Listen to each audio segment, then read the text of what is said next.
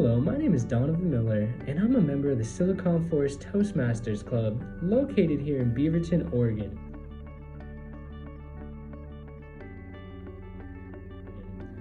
So I joined Toastmasters a little over 2 months ago to really improve my communication skills in my professional life.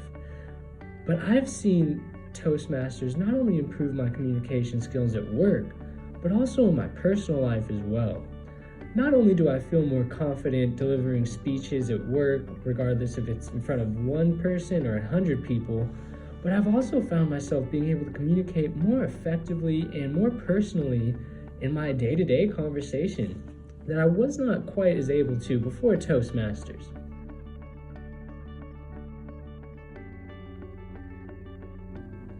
One of the deciding matters for me with Toastmasters was it was extremely cost-effective for the value you get there. You are able to meet at least once a week and have a family of individuals there who are rooting you on, cheering on your success, and it is incredible.